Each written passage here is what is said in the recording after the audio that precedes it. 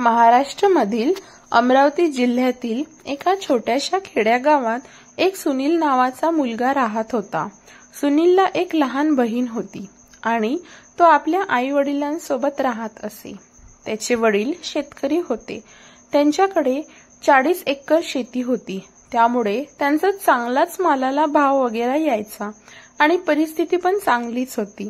त्यामुळे पैशाची कुठलीच कमतरता सुनील व त्याच्या बहिणीला कधीच जाणवली नाही.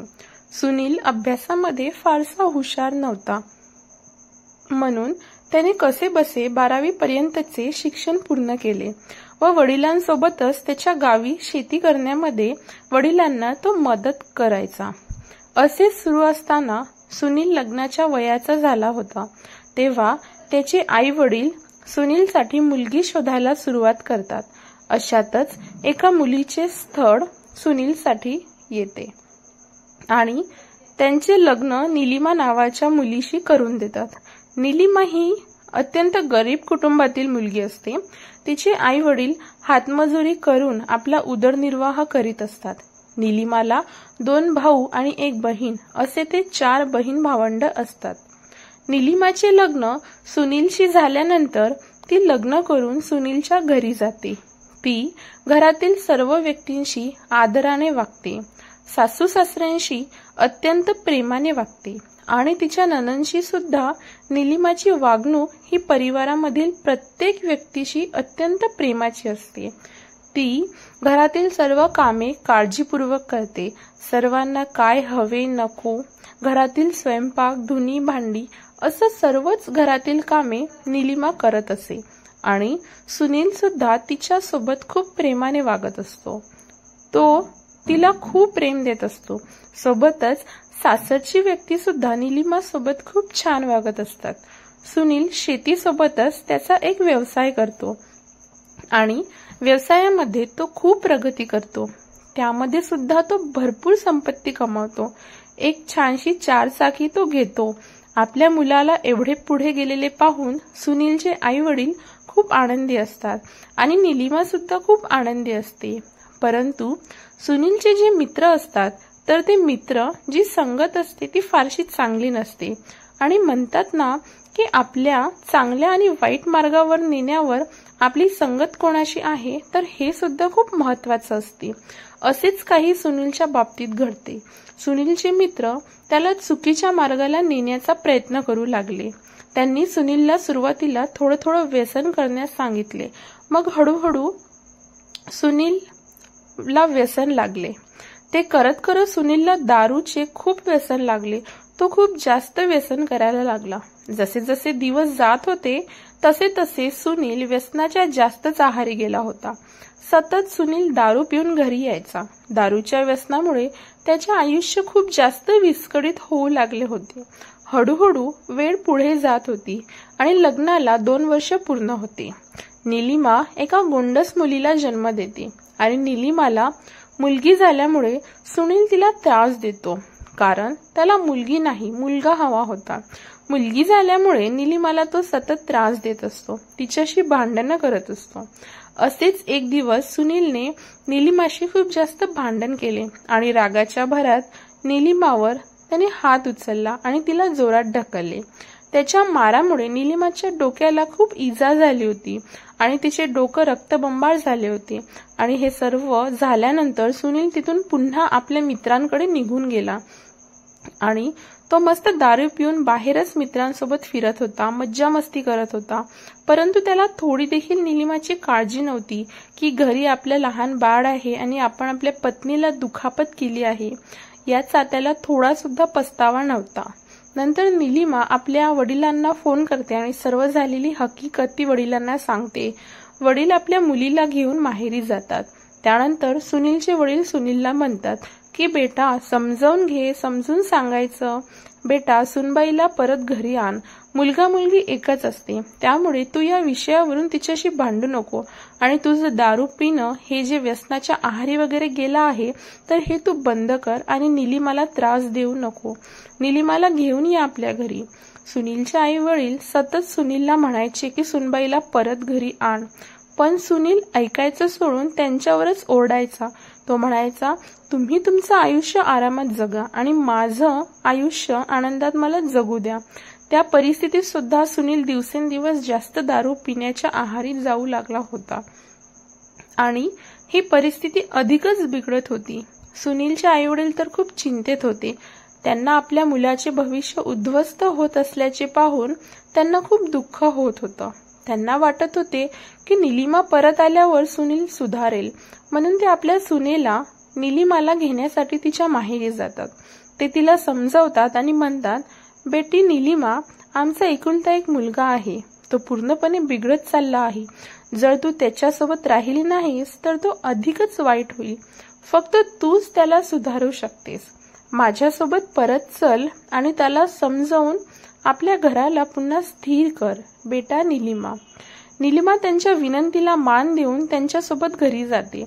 परंतु संध्याकाळी सुनील नशेच्या अवस्थेत घरी परत येतो आणि निलिमाला घरी बघून तो खूप चिडतो. तो तिला शिव्या देतो, तिला मारहाण करतो आणि म्हणतो की तू इथे का आली आहेस? मला तुझी काहीच गरज नाही. इथून निघून जा. असे म्हणत तिचा आणि तिच्या बाळाला दोघींना सुद्धा घराबाहेर काढतो. तेव्हा सुनीलचे वडील त्याला समजवण्याचा प्रयत्न करतात आणि म्हणतात, मी तिला परत आणले आहे, तिला इथे राहू दे. पण सुनील रागाने उत्तर देतो, तुम्ही लोकही इथून निघून जा. मला तुमची काहीच गरज नाही आहे. त्यानंतर निलिमा हे सर्व पाहून शांतपणे उत्तर देते, ठीक आहे, तुम्ही आरामात राहा, मी निघून जाते. आणि असे बोलून ती आपल्या माहेरी आपल्या वडिलांना बोलावते आणि काही वेळाने तिचे वडील मुलीला घेऊन माहेरी परत जातात. अशातच सुनीलचे मित्र त्याला सल्ला देतात की तुझी पत्नी तर नेहमी नेहमी सासरी परत येईल. त्यापेक्षा तू एक काम कर, तिला घटस्फोट देऊन टाक. म्हणजे तुला अडवणारे कोणीच नसेल आणि तू मनसोक्त दारू पिऊ शकेल, नशा करू शकेल, तुला वाटेल तसं तुझं आयुष्य जगू शकेल. त्यामुळे तू निलिमाला घटस्फोट दे, असं ते सांगतात. त्यानंतर वकील कोर्टात केस दाखल करतो आणि काही दिवसात सुनील आणि निलिमाचा घटस्फोट होतो. घटस्फोटानंतर निलिमा आपल्या माहेरी राहते तर सुनील दिवस रात्र दारू पित असतो. सुनीलच्या वडिलांना आपल्या मुलाची ही अवस्था पाहून खूपच दुःख होते, पण ते काहीच करू शकत नाही, कारण त्यांचे सुद्धा वय झालेले असते. सुनीलच्या आईचे सुद्धा वय झालेले असते आणि सुनील तर ऐकण्याच्या मनस्थितीतच नसतो. या दुःखातून अनिलच्या वडिलांचे एके दिवशी निधन होते. वडिलांचे निधन झाले तरी अनिल आपल्या वाईट सवयी काही सोडत नाही. सुनील आपल्या वाईट सवयी काही सोडत नाही आणि नशेत राहतो. त्याला आपल्या वडिलांच्या मृत्यूचे काहीच भान नसते. दुसरीकडे निलिमा आपल्या माहेरी राहत असते. तिचे वडील तिला दुसऱ्या लग्नासाठी म्हणतात की बेटी, तू अजून तरुण आहेस, पुरेसे पैसेही आहेत, तर तू दुसरे लग्न कर आणि नव्या आयुष्याला सुरुवात कर. परंतु निलिमा आपल्या वडिलांना सांगते, बाबा, एकदा माझा विवाह झालेला आहे, त्यामुळे तुमच्यावरून जबाबदारी संपली आहे. माझ्याजवळ माझी मुलगी आहे आणि तिच्या आधारावर मी माझे आयुष्य जगेल. तुम्ही काळजी करू नका. मी स्वतःसाठी काही दिवसात काम शोधेल आणि माझ्या आयुष्याला एक नवीन मार्ग दाखवेल. त्यानंतर निलिमाचे वडील तिच्या बोलण्याने खूप भावुक होतात आणि त्यांच्या डोळ्यात अश्रू येतात आणि ते तिला म्हणतात, बेटी, अशी कोणतीही गोष्ट नाही. मी हे फक्त तुझ्या दीर्घ आयुष्याचा विचार करून म्हणालो. तुझ्यासमोर अजून खूप मोठं आयुष्य बाकी आहे आणि तू एकटीने हे कसे सांभाळशील याची मला खूप काळजी वाटते. म्हणून मी तुला म्हणत आहे की दुसऱ्या लग्नाचा तू विचार कर. त्यानंतर निलिमा म्हणाली की बाबा, माझ्याकडे माझी मुलगी आहे आणि मी माझं आयुष्य व्यवस्थित जगेल. तुम्ही चिंता करण्याची गरज नाही. आणि निलिमा तिच्या निर्णयावर ठाम असते. ती विचार करते की पूर्ण आयुष्य आपण मुलीसाठी द्यायचं, मुलीला मोठं करायचं आणि मुलीला शिकवायचं. त्यानंतर निलिमा छोटं मोठं काम बघते आणि आपल्या आईवडिलांसोबतच छान राहत असते आणि तिच्या मुलीला सुद्धा सांभाळते. अशातच काम करत असताना तिचे एक अधुरं स्वप्न असते की तिला कलेक्टर व्हायचे असते. तर त्यावेळी तिचे आई वडील तिला म्हणतात की आम्ही तुझी मुलगी सांभाळू, तुझं राहिलेलं स्वप्न तू पूर्ण कर, आम्ही तुला यासाठी मदत करू, आम्ही तुला सपोर्ट करू. अशा वेळी निलिमा विचार करते की हो का नाही, मी हे करू का शकत नाही. तर त्यानंतर निलिमा तिच्या उच्च शिक्षणासाठी एक कोचिंग लावते आणि योग्य त्या गुरूंचे मार्गदर्शन घेते. तिथून नंतर ती पुण्याला जाते आणि चांगल्या ठिकाणी कोचिंग क्लास लावून ती अभ्यास करायला सुरुवात करते आणि 2 वर्ष मेहनत करून ती शेवटी UPSCची परीक्षा पास होते. त्यानंतर तिच्या आई वडिलांना खूप जास्त आनंद होतो. आता निलिमा तर खूप खुश झाली होती, कारण तिच्या जगण्याला एक नवीन मार्ग मिळालेला होता आणि तिच्यासमोर आता हा प्रश्न सुद्धा मिटला होता की आपल्या मुलीचं कसं होणार, कारण ती आता ठामपणे स्वतःच्या पायावर उभी होती. आपली मुलगी कलेक्टर झाली आहे असे कळताच तिच्या आई वडिलांच्या डोळ्यात आनंदाचे अश्रू येतात. तिचे बहीण भाऊ सुद्धा खूप खुश असतात आणि निलिमा तर खुश असतेच असते. निलिमा दररोज तिच्या ऑफिसला जाते आणि सर्व काही छान सुरू असते. अशातच काही दिवसांनी निलिमाची मुलगी रिया ही आपल्या आईला विचारते की आई, माझे बाबा कुठे आहेत, माझे बाबा मला घ्यायला का नाही येत, माझे बाबा कुठे आहे, ते कधी येणार आहेत. तर रियाचे बोलणे ऐकून निलिमाला खूप दुःख होते. तिला सुद्धा सुनीलची आठवण येते, परंतु ती काहीच करू शकत नाही. ती आपल्या मुलीला शांत करून सांगते, बेटा, बाबा बाहेरगावी गेलेले आहेत कामासाठी. ते जेव्हा परत येतील तेव्हा ते तुझ्यासोबतच खूप खेळतील. मुलीला समजवण्यात यशस्वी होते, परंतु स्वतःला कसे समजवायचे हा तिच्यासमोर एक मोठा प्रश्नच असतो. तिचे आयुष्य अधुरे राहिले होते. हळूहळू वेळ पुढे जाते आणि तिचा घटस्फोटाला 15 वर्ष पूर्ण होतात. या काळात निलिमाने खूप प्रगती केलेली असते. ती कलेक्टर झालेली असते. तिच्याकडे भरपूर पैसा, स्वतःचे मोठे घर, लक्झरी गाडी असते. ती गाडीतून ऑफिसला जाते. तिच्या मेहनतीने ती एक यशस्वी व्यक्ती बनते. एके दिवशी तिच्या ऑफिसमध्ये एक शेतकरी गरीब व्यक्ती येतो. निलिमाला त्यांची समस्या सांगत असतो आणि बोलता बोलता त्या व्यक्तीने सांगितले की त्या गावातील आहे जिथे निलिमाला दिलं होतं, जिथे निलिमाचं सासर होतं. हे ऐकताच निलिमाच्या सर्व आठवणी जाग्या होतात. तिला ते जुने क्षण आठवतात, जेव्हा तिला सतत मुलगी वडिलांबद्दल विचारत असायची. तेव्हा निलिमा त्या व्यक्तीला म्हणाली की त्या गावात कोणीतरी व्यक्ती राहायची ज्यांची शहरात खूप सारी शेती होती. ते चांगले पैसे कमवायचे. त्यांच्याबद्दल तुम्हाला काही माहित आहे का?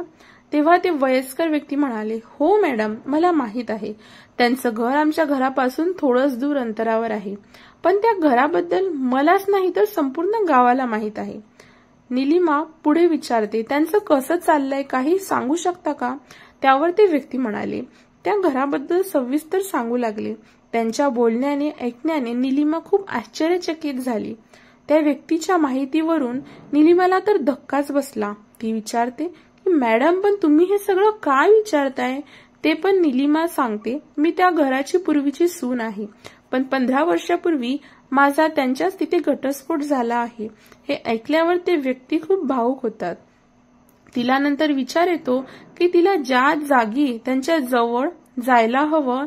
त्यानंतर निलिमा विचार करते की माझी मुलगी रिया शाळेतून आल्यावर मी बहिणीकडे तिला ठेवेल आणि मी थोड्या वेळासाठी जाऊन येईल.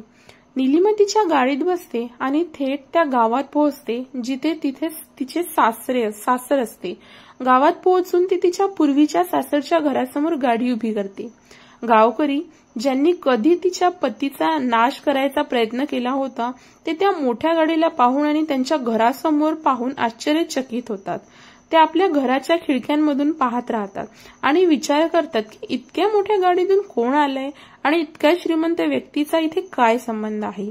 निलिमा गाडीतून उतरते. तिच्या उतरण्यानंतर गावकरी बघतात, पण कोणी तिला ओळखत नाही, कारण आता ती खूप श्रीमंत दिसत होती. तिच्या अंगावर महागडी साडी होती. त्यानंतर मोठ्या गाडीतून ती उतरली होती, त्यामुळे तिला ओळखणे थोडे अवघड जात होते. गावकऱ्यांना पण निलिमा कोणाकडेच लक्ष न देता घरी पोहोचते. त्यानंतर दरवाजा वाजवते तेव्हा आतून आवाज येतो, दरवाजा उघडाच आहे. निलिमा घरात जाते. ती पाहते की घराच्या अंगणात एका बाजेवर सुनील पडला होता आणि तो एकदम अशक्त आणि वृद्ध व्यक्तीसारखा दिसत होता. जरी वयाने निलिमाचा आणि त्याचा फारसा फरक नव्हता, परंतु दुसरीकडे निलिमा अजूनही तेजस्वी आणि तरुण दिसत होती.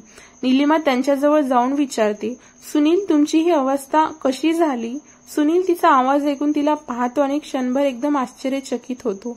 तो तिला लगेचच ओळखतो आणि त्याच्या चेहऱ्यावरून ओळखतो. त्याच्या डोळ्यातून अश्रू येत असतात. निलिमा त्याचे अश्रू पुसते आणि त्याला आधार देऊन व्यवस्थित बसवते. सुनील थोडा शांत होतो आणि आपल्या मुलीला आवाज देतो, मुली, पाणी आण, इथे कोणीतरी आले आहे. तेव्हा त्याची 10 वर्षाची मुलगी आत येते आणि निलिमाला पाणी देते. मग निलिमा मुलीबद्दल विचारते की ही कोणत्या वर्गात शिकते. तेव्हा सुनील म्हणतो की ती शाळेत जात नाही. माझी परिस्थिती इतकी वाईट आहे की मी तिला शिक्षणही देऊ शकत नाही. हे ऐकून निलिमा सुनीलला विचारते, असे काय झाले? तुमची ही स्थिती काय झाली? सुनील आपली संपूर्ण कथा तिला सांगतो. तो म्हणतो, निलिमा, माझे काही असे मित्र आहेत जे मित्र नसून शत्रू होते. त्यांच्या संगतीमुळे माझ्या आयुष्याची पूर्ण वाट लागली आहे. हे मला जेव्हा कळले तेव्हा माझ्या वडिलांचे निधन झाले आणि मी नशेत एवढा बुडालो होतो की मला इतर काहीच दिसत नव्हते.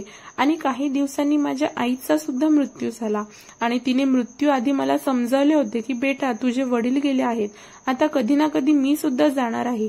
मग तू पाहशील की या घरात एकट्याने कसा राहतोस. तो पुढे सांगतो की आईच्या मृत्यूनंतर तिची ती वाक्य मला सतत आठवतात. त्यानंतर मी माझ्या मित्रांना भेटणे आणि दारू पिणे सोडले, पण वेळेपर्यंत उशीर झाला होता कारण आता वेळ गेली होती. घरात मी एकटाच होतो. तुझ्याजवळ येण्याचा मी विचारही करू शकत नव्हतो कारण की मी तुला एक मुलगी झाली आहे. यावरून मी तुला खूप त्रास दिला आहे, मारहाण केली आहे. कारण जे काही मी तुझ्यासोबत केले ते पूर्णपणे चुकीचे होते आणि आपला घटस्फोट सुद्धा झाला होता. त्यामुळे मी स्वतःचे जीवन पुन्हा सुरू करण्याचा विचार केला. एक दिवस अचानक एका व्यक्तीने आपल्या घरात येऊन त्यांच्या मुलीचे माझ्यासोबत लग्न करण्यासाठी प्रस्ताव दिला आणि मी लग्नाला होकार दिला.